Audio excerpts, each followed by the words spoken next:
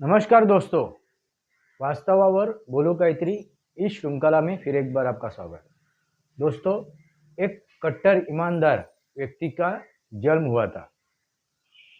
एक कट्टर ईमानदार व्यक्ति एक आंदोलन से पैदा हुआ था। आंदोलन से पैदा हुआ था। उनका नाम है अरविंद केजरीवाल। आप सब जानते हो, कट्टर ईमानदार। वाकई में वो ईमानदार है। उनकी ईमानदारी उन्होंने करके दिखाई।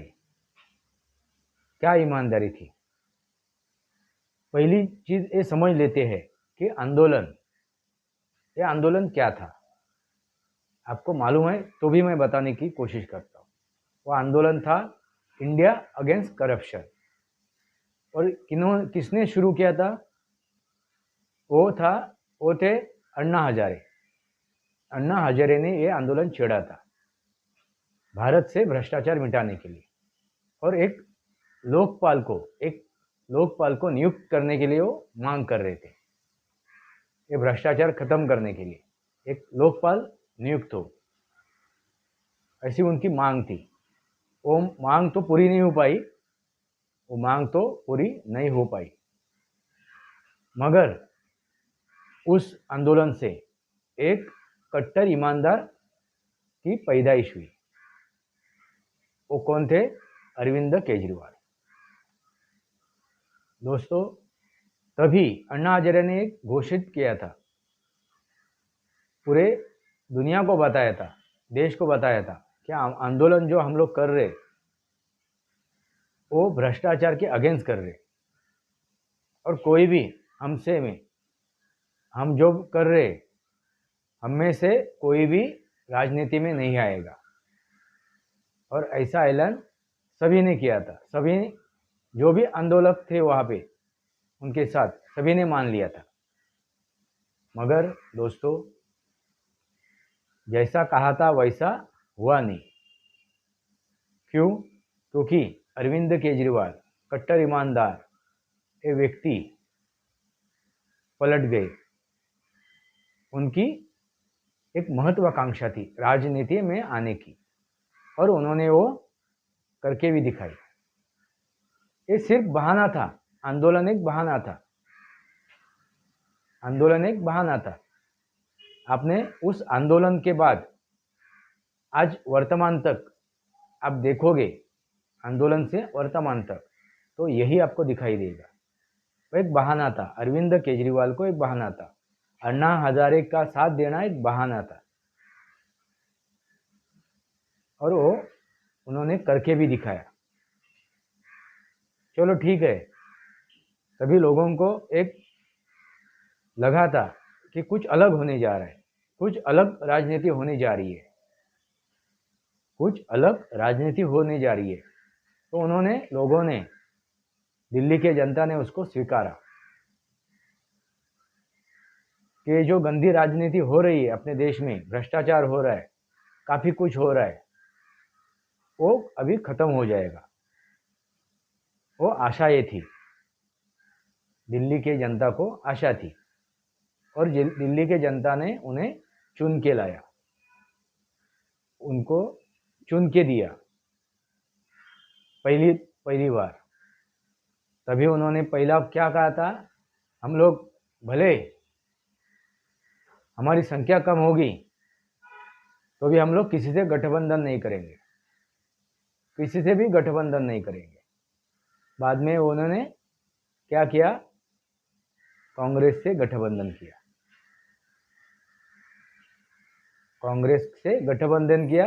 और वो सरकार में आ गए। जिस कांग्रेस का विरोध करते करते, शीला दीक्षित का विरोध करते करते, कांग्रेसियों को भ्रष्टाचार कहते कहते वो सत्ता में आए थे, उनके साथ ही उन्होंने गठबंधन किया। बाद में उन्होंने, जब उनको पता चला कि हम लोग गलत करने जा रहे, तो माफी भी मांगी और दोबारा वो चुन के आए।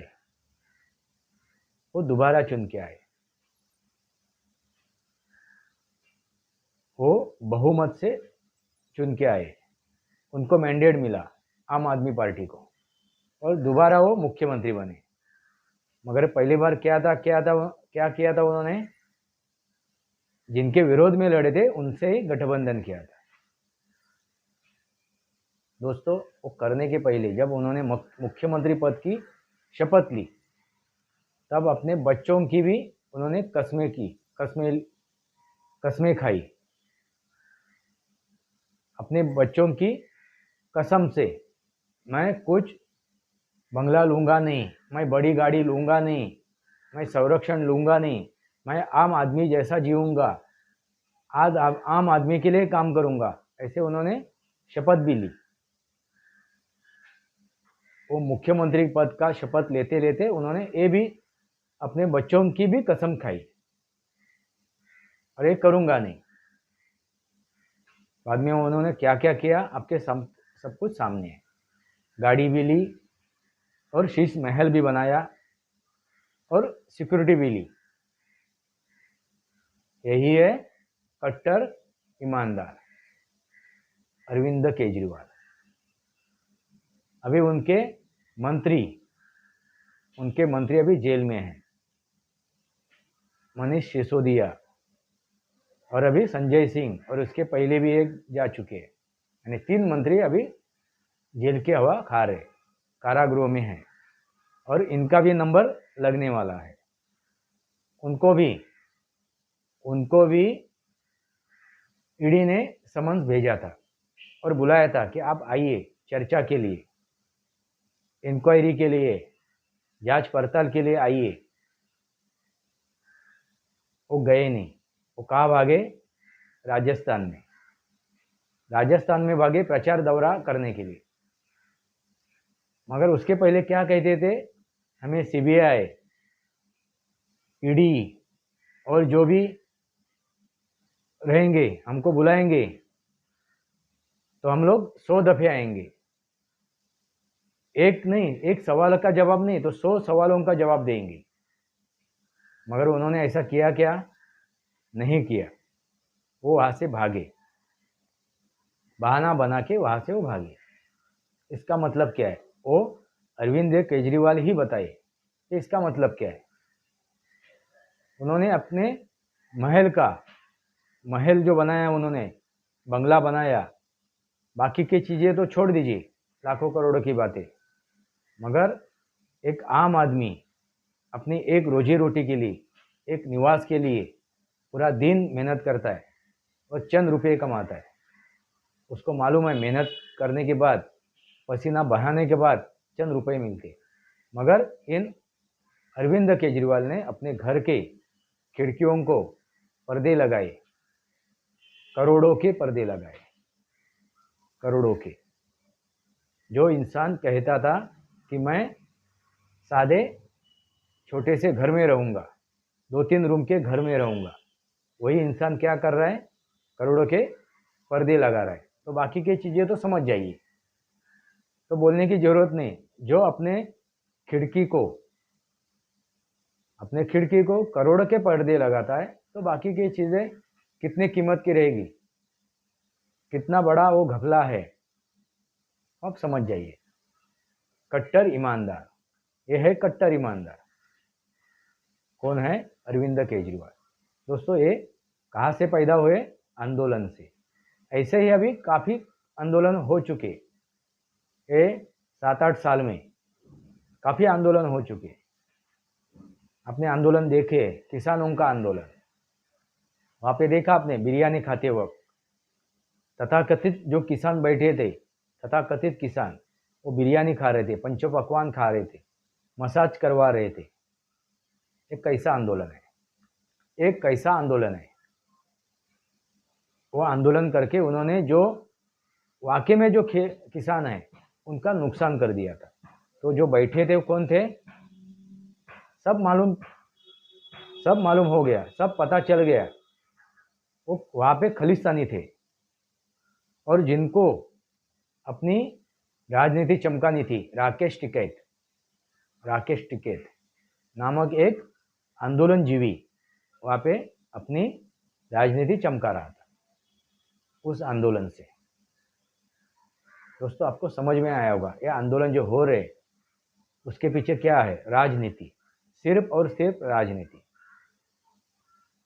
सीए के अगेंस्ट, सीए कानून के अगेंस्ट जो महिला आके बैठे थे, वहाँ पे बिरयानी की पार्टियां चल रही थी,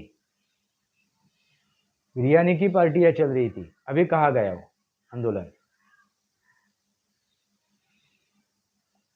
उसका मतलब क्या है? ये राजनीति, सिर्फ और सिर्फ राजनीति। दोस्तों, किसान आंदोलन से किसका फायदा हुआ? किसका फायदा हुआ? आम किसानों का फायदा हुआ क्या? अड़तियों से, दलालों से उनको मुक्ति मिली क्या? आप ही जवाब दे दीजिए, आप ही जवाब दीजिए। राकेश टिकैत का भला हुआ, उन्होंने ये जो आंदोलन जीवी है उनका भला हुआ, और उसमें और एक इंसान का भला हुआ, वो है केजरीवाल। वो भी वहाँ पे शरीक हुए थे, वो भी वहाँ पे वो सम्मिलित हुए थे उस किसान आंदोलन में। उन्होंने भी अपने नुमाइंदे वहाँ पे भेजे थे, उन्होंने उनका समर्थन किया था, और उन्होंने उसके बदले में पंजाब इलेक्शन जीता। देखिए कितनी विडंबना है, कितनी बड़ी विडंबना है। अरविंद केजरीवाल ने पंजाब का इलेक्शन जीतने के लिए किसान आंदोलन को समर्थन किया, और साथ किसने दिया उनको? वहाँ पे खालिस्तानियों ने। वो अभी उजागर हो रहा है। दोस्तों देखिए कितने बड़े राजनीतिक है, कितनी बड़ी राजनीति कर रहे, ये गंदी राजनीति हो रही है। अरविंद केजरीवाल कैसी राजनीति कर रहे आपके समक्ष है। हम अभी पंजाब से वापस दिल्ली में आ जाते हैं। दिल्ली में उन्होंने कहा था शैक्षणिक संस्थाओं को वो उनका कायाकल्प करेंगे, उनका कायाकल्प करेंगे। किया, मगर किस हिसाब से किया? धरातल पे क्या किया उन्होंने? तो चंद क्लासरूमों का उन्होंने कायाकल्प किया, बाथरूमों का, संडास बाथरूमों का उन्होंने कायाकल्प किया उस शैक्षणिक संस्थाओं में से। दोस्तों क्या कर रहे थे, कितना काम किया। मोहल्ला क्लिनिक उन्होंने खोले, कितने आज के तारीख में शुरू है, कितना फायदा मिल रहा है दिल्ली वासियों को? अभी जवाब दीजिए। एमसीडी के बसेस उन्होंने चलाई, कितना फायदा किया? महिलाओं को उन्होंने फ्री का लालच दिया, फ्री से उन्होंने सफ़र का उन्होंने ये किया, महिलाओं के लिए ऐलान कर दिया, फ्री की रेवड़ी बांटी उन्होंने। दोस्तों आपको समझ में आया होगा मैं क्या कहने की कोशिश कर रहा हूँ। प्रदूषण का स्तर अब कहाँ पे जाके पहुँचा हुआ है। तभी वो बोलते थे कि पंजाब के वजह से, हरियाणा के वजह से, हरियाणा में और पंजाब में जो पराली जलाई जा रही है उसके वजह से दिल्ली में प्रदूषण बढ़ रहा है। अभी इनके हाथ में ही है, पंजाब सरकार इनके हाथ में है। तो अभी क्या बहाना बनाएंगे? अभी क्या बहाना बनाएंगे? नर्मदा में झाग बन रहा है, नर्मदा में आज भी झाग बन रहा है। पिछले 10 सालों से वो वही बता रहे कि नर्मदा हम लोग साफ करेंगे, क्लीन करेंगे, सफा करेंगे। थोड़ी सी भी बारिश गिरी तो दिल्ली में जल भराव हो जाता है, थोड़ी सी भी बारिश होगी तो दिल्ली में जल भराव होता है। अभी एमसीडी भी उनके हाथ में है और दिल्ली सरकार भी उनके हाथ में। वो दिल्ली का कायाकल्प करने वाले थे, दिल्ली का कायाकल्प करने वाले थे, और उन्होंने करके भी दिखाया। वो आपके सामने है। किसका कायाकल्प हुआ? उनके मंत्रियों का, उनके आमदारों का, और वो खुद का कायाकल्प कर चुके हैं।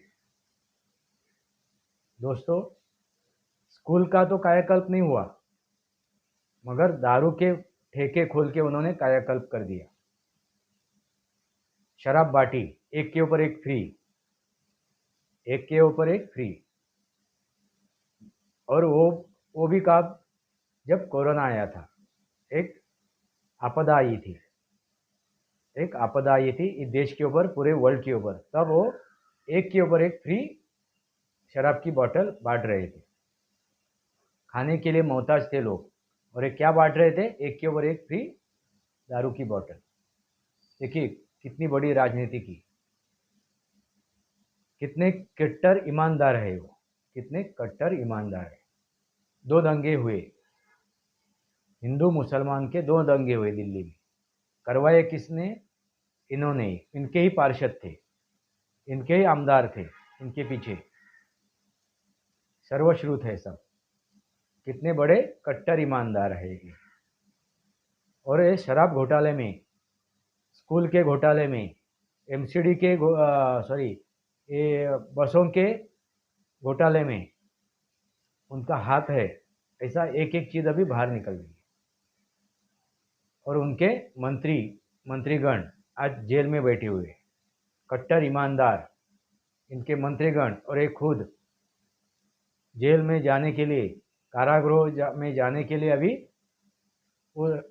उस रास्ते पे अभी खड़े हैं वो। कितने कट्टर ईमानदार है। मनीष सिसोदिया, संजय सिंह, और एक है, नाम मैं उसका भूल गया, वो भी अभी जाके अंदर बैठी हुई है।